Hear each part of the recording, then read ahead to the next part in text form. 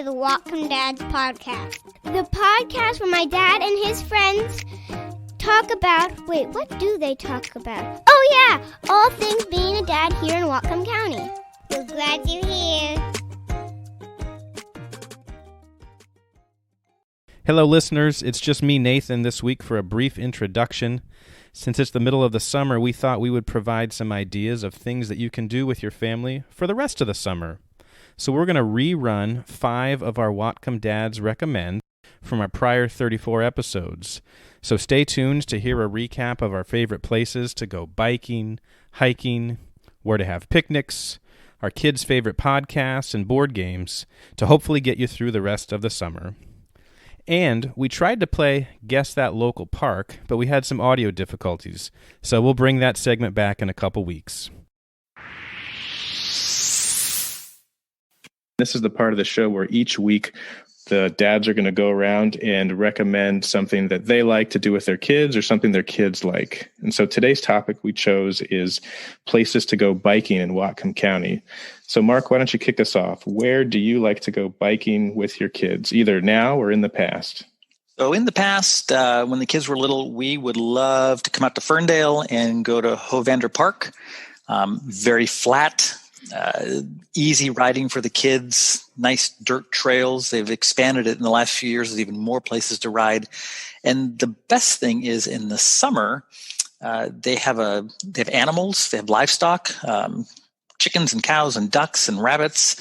And so if the kids get tired of riding, there are the animals to see, and there's also a nice playground as well. So there's a lot to do there. It's a huge park, and if you haven't been there, I highly recommend it. Great place for kids to spend an afternoon. Chris, how about you? Where do you and your girls like to bike? Well, when they were younger, we live right in the Barkley District area, and so the Railroad Trail is such a fantastic trail. We're so fortunate in the Bellingham area to have so many trails to pick from.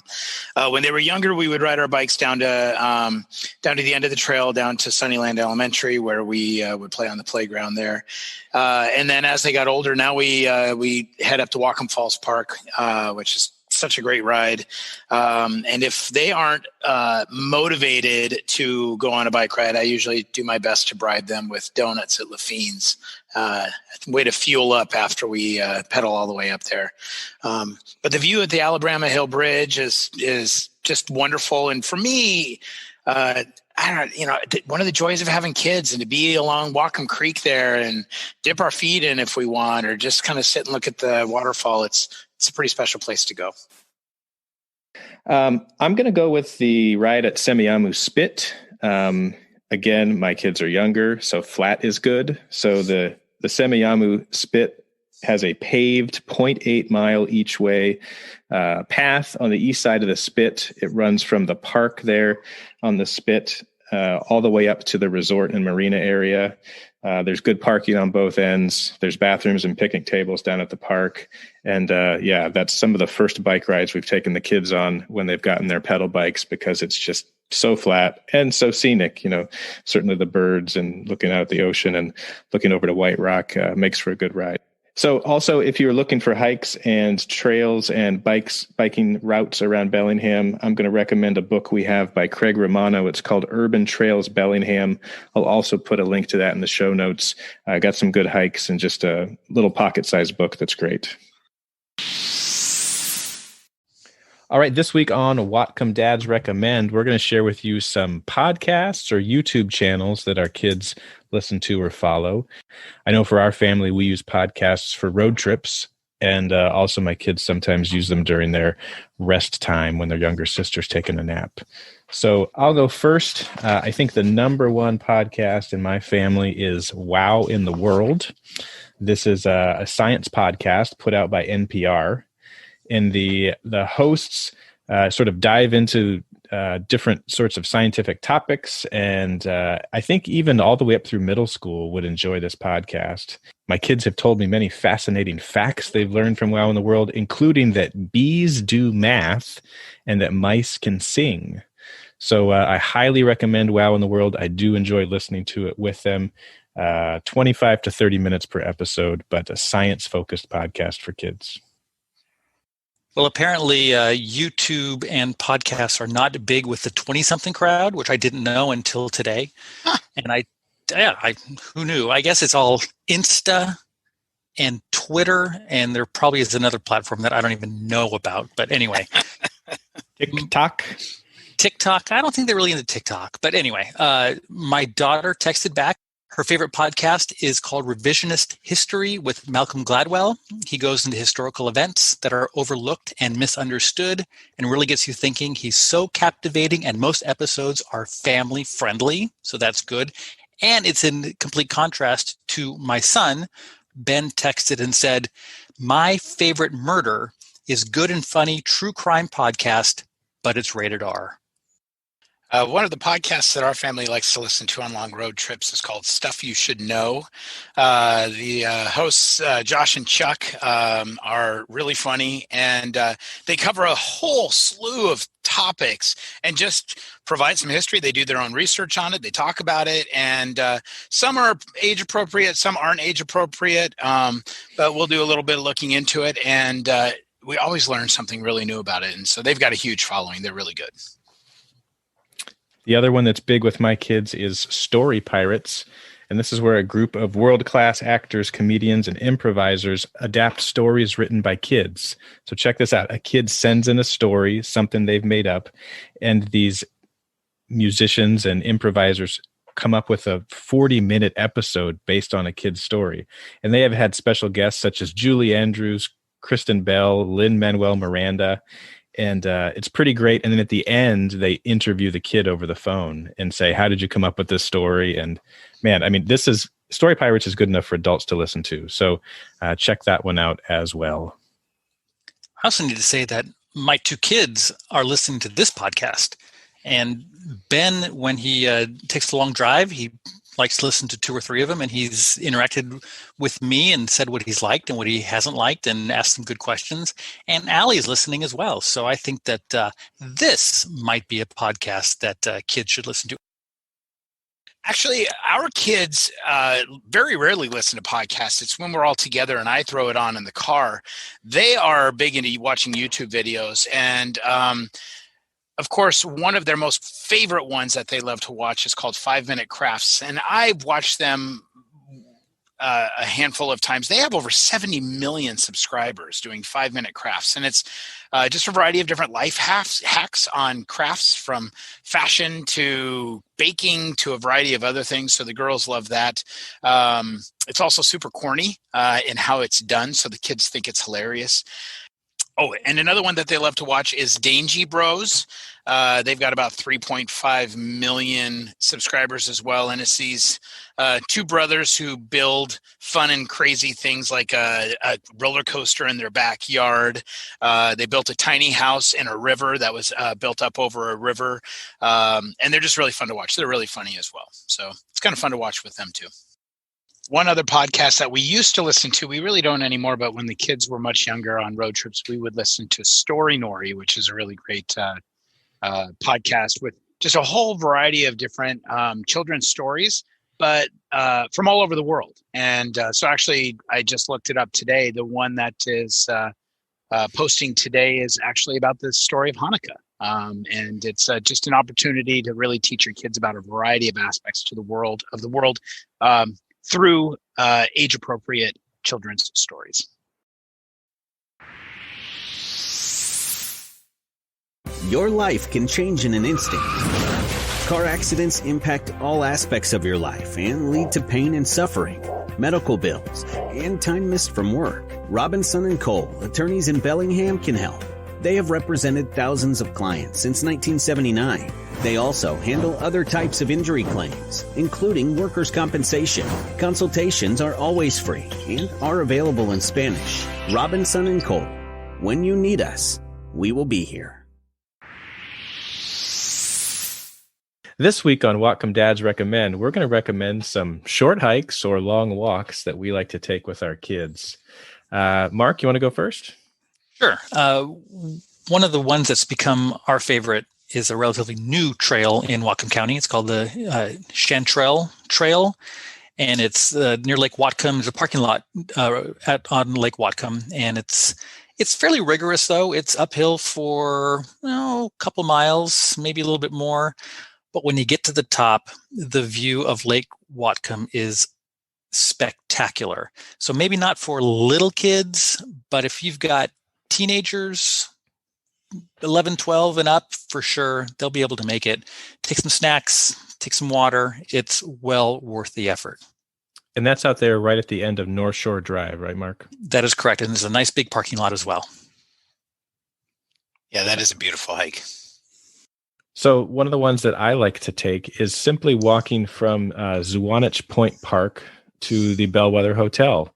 You can start at Zwanich, wind your way around the Squalicum Harbor, look at the fishing boats and the sailboats, and my kids love to do that. There's even some interactive signs up a little bit north of Zwanich that talk about the fishing industry, and there's pictures that show the different kinds of fishing boats. But you can wind that all the way around and end up all the way over on sort of the other side of part of the harbor at the Bellwether Hotel. So it's a little more than 1 mile each way, paved. You can walk, bike, rollerblade. One of our favorite hikes is the Oyster Dome hike, but we take it from the Sandwich Overlook, and you need a Discover Pass to park in the parking lot there. It's about a 3.5 mile walk. The views of the ocean and the trees, the ferns, the fauna are all beautiful. It's also low enough in an altitude that it's usually not terribly snowy in the wintertime. Just kind of pay attention to the weather. The entrance is located near Bow. There's also a lot of side trails where you can go to Lily and Lizard Lakes and a variety of other places. And we have seen kids of all ages hiking that. It's a moderate hike, so you need to be in decent shape, but it's certainly a great hike that we have really enjoyed. I can throw out one for the North County. One of our favorites up that way is the Semiahmoo Spit. It's flat as a pancake, but it's beautiful. It's got the ocean on the one side and the bay on the other. You can see all kinds of marine birds, bald eagles. It's flat. In non-COVID days, don't know if they still do this when we can get together, but the first Saturday of the month, the Audubon Society is out there like 9 o'clock in the morning, and they have high-powered binoculars, and you can look at the seabirds, and they can identify what you're looking at, which is really, really great as well. I'm sure it's not happening now, but once we get past this whole thing, it's highly recommended. My second one is going to be Northridge Park Trail, which is a 0.7 mile loop up on top of Barkley Hill. It can be accessed from a variety of streets up there off of Chandler Avenue. And so you can do that 0.7 mile loop and then head over to Big Rock Garden Park, which will take you about another 3/4 mile to get over to Big Rock Garden Park. And my kids like walking through there and looking at the various sculptures, and really sort of a great haven sort of in the midst of the city there. So yeah, walking between those two is a family favorite for us. They're under snow right now, but of course, Excelsior Peak, Heliotrope Ridge, Chain Lakes, any of those that are up by Mount Baker are absolutely magical. But they're under snow right now. So during the winter time, another popular spot that we love to go to is the Stimson Nature Preserve. It's a gem in our community. It's a 2.9 mile loop near Sudden Valley. It's got beautiful dense forest, ferns. There's a beaver pond, other great wildlife. We really have enjoyed it, especially when our kids were younger, because it's flat, or mostly flat. And one of the things that we would do is we would actually put together a type of scavenger hunt where we would make a list of things that they would have to look for and find while we were on that hike. It's a beautiful hike. And if I could add, Nathan, the All Trails app for people who are trying to find what different trails might be around them, I highly recommend the All Trails app. It's a really great app. Wherever you are, you can search for trails. You can filter them based on location and difficulty and altitude. And what's really great about them is that people leave reviews, really recent reviews, so you can see what kind of conditions the trails are in and whether or not it's a hike worth doing. And if we hearken all the way back to episode 1 of this fledgling podcast, I mentioned a book there, Urban Trails Bellingham by Craig Romano. It's back in the show notes of episode 1. We were talking about places to bike in episode 1, but you can also check that book out as well.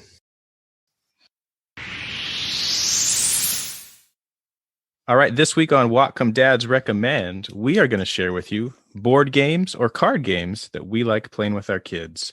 We're going to tell you a little bit about the game, how it's played, and maybe approximately what ages it's appropriate for. So, Chris, do you want to kick us off? Yeah, actually, it's a new game we just got like a week ago. It's called Kids Against Maturity. Really great middle and high school game. It's by the folks who do Cards Against Humanity. Any of your parents who've listened, that is not a kid-friendly game. That is a great adult game. But they made one called Kids Against Maturity, and the idea behind it is that there's a common question card like, I looked in my closet and found... Or another one is I was on the toilet and didn't have any toilet paper, so I had to wipe with.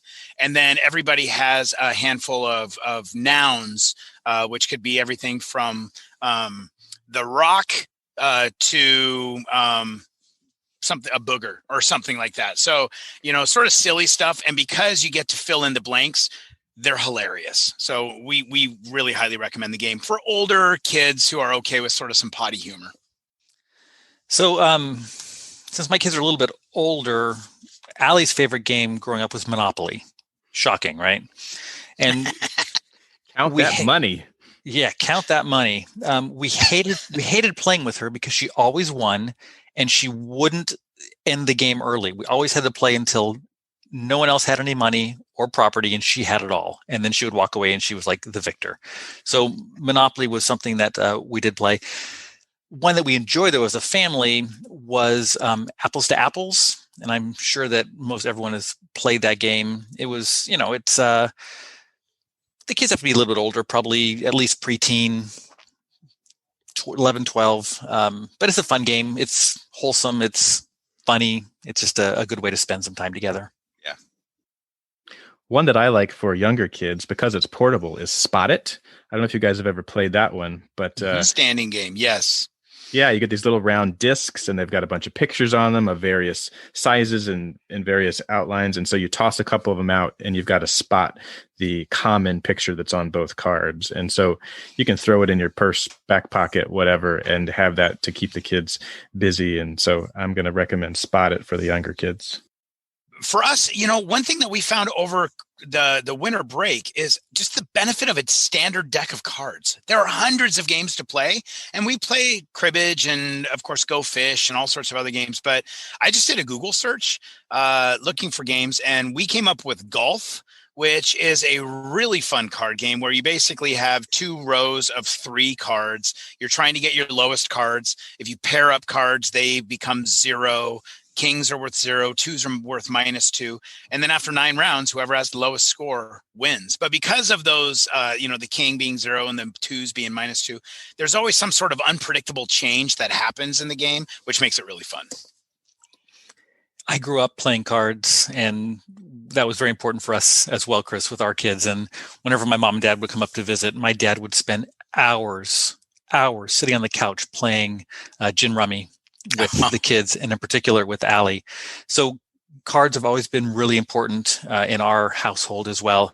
And a card game that we have played since the kids have been older, it's a game that my grandmother taught me, and I've taught all kinds of people in our family. It's called Diminishing Bridge.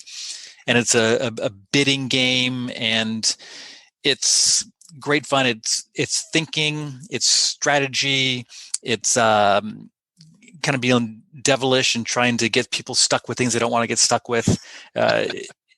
If you Google it, Diminishing Bridge, you'll probably find the directions, but it's a good one, and it's a good game for a large group, especially if there is a bunch of adults and there's alcohol involved. One more game that my family likes, and apparently there's a theme here because this is also sort of a find the item game. It's the Busy Town game, I Found It.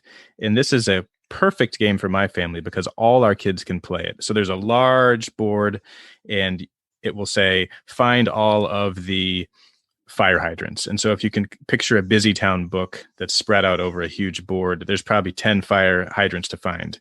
And the other thing is, it's another one of these cooperative games. You're not playing against your kids. You're playing with them, trying to move towards a common goal.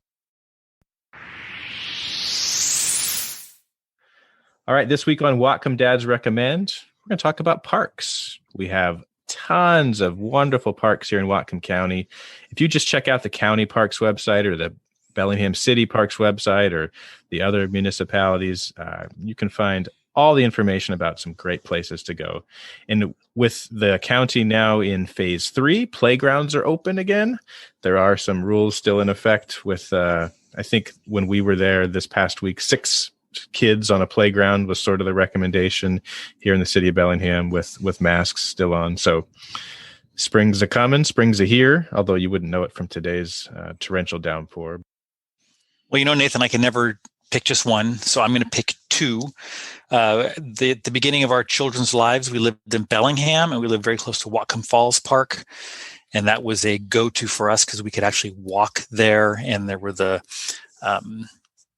fish ponds and the trails and the waterfalls and the bridges, and it was just a great place for little kids to hang out.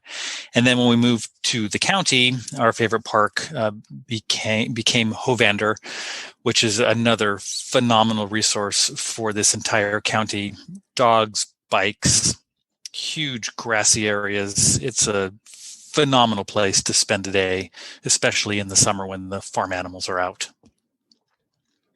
I'm going to second your Whatcom Falls Park recommendation and add that now they have a pump track, both a kids version and an adult version. And so my little ones are riding their bikes around that these days. And you're right. There's so many things you could do. There are 2 playgrounds, sort of an upper one for bigger kids and then a smaller, I guess, kind of a tot lot sort of thing down a little bit lower towards the falls. So yeah, I'll second Whatcom Falls Park. And then I'll recommend Squalicum Creek Park, which is sort of a newer park here in Bellingham. It's the only park I know of around here that has a zip line and a really big, nice play structure. They've got ball fields and picnic areas. We've even had one of the kids' birthday parties there. So I'll recommend Squalicum Creek Park as well. Well, since everybody's volunteering 2 parks, I think I'm going to lean towards, I live kind of in the Ridgemont area, and the Ridgemont Park, it's a tiny little park. I mean, it's like nothing of a park, but my daughter really only likes swings anyway. I mean, it's like her favorite. I put her on a swing and it's like all giggles and screams. And so anything that has a good swing, and that's a great park because it's never crowded. So it's always a really accessible park, good parking to just be able to access it. But then I want to highlight the Cordata Park. So this is, I think, maybe our newest park in Bellingham and Whatcom County, or in the Cordata area.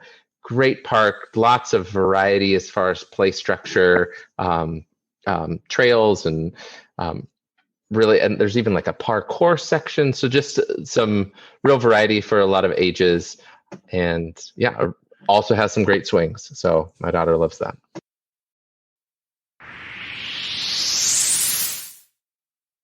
All right, for Whatcom Dad's Recommend this week, we are choosing our favorite picnic spots. Today would have been a great day.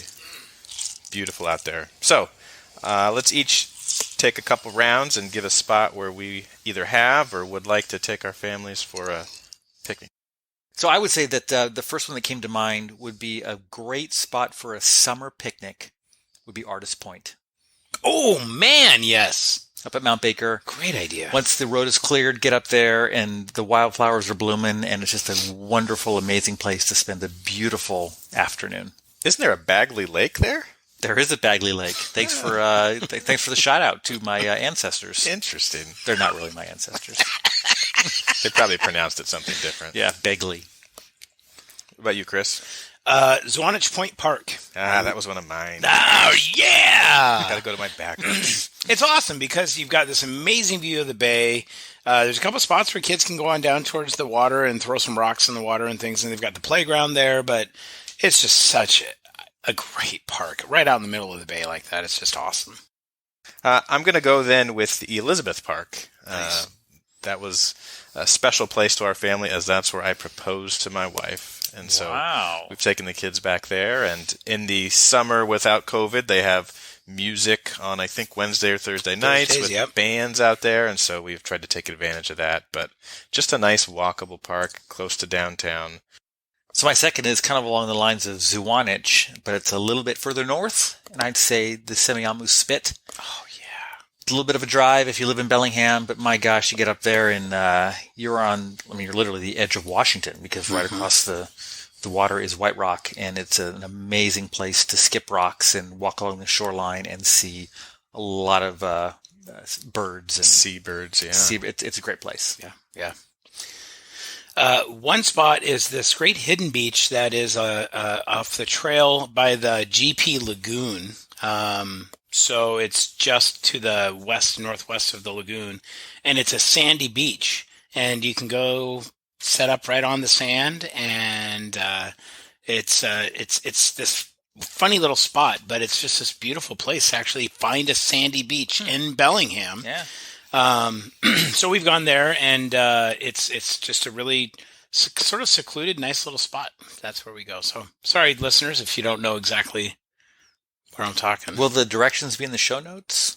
Yeah, we'll put the GPS coordinates in the show notes. But the problem is, Chris, it's a secluded, not very busy beach until our listeners hear about it, and then they're all and it's everybody's going to go there. Spot. You know, I'll suggest another place. And we actually were there today. I took the girls to play disc golf today, and we each had treats with us. And so it was a moving picnic at Cornwall Park, which Cornwall is such a spectacular park with pickleball and tennis courts and horseshoe pits and shelters and picnic tables and tons of grass and shade. And, of course, the disc golf course. It's just the coolest park. Mm-hmm. Kind of underrated. I was just going to say that. Yeah. I feel like I always think of Whatcom Falls Park or any of the waterfront parks, but before I think of Cornwall Park, it is underrated, I think. It's really a great park. I'm going to go a little further south from your secret lagoon and end up at Boulevard Park. Any evening there in the summer, you're going to fight for a parking spot, but there's going to be tons of families out there. There's barbecues out there. Just plenty to do, and the views are pretty stunning. So, and you can walk down Taylor Dock. You could get all the way to Fairhaven if you're ambitious. So, it's a good mix of places. So, folks, you've got about 6 weeks to rotate through those 6 or 7 spots if you can find the hidden Chris Roselli picnic spot.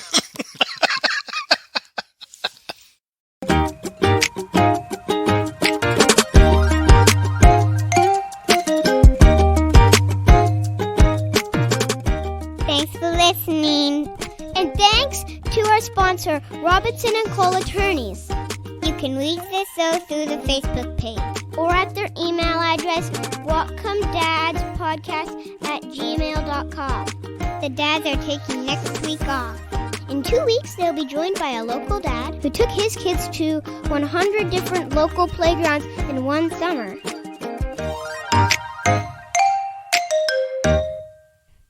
Knock, knock. Who's there? Robin. Robin who? Robin, you. Hand over your goods. Knock, knock. Who's there? Kylo. Kylo who? Kylo the boat gently down the stream.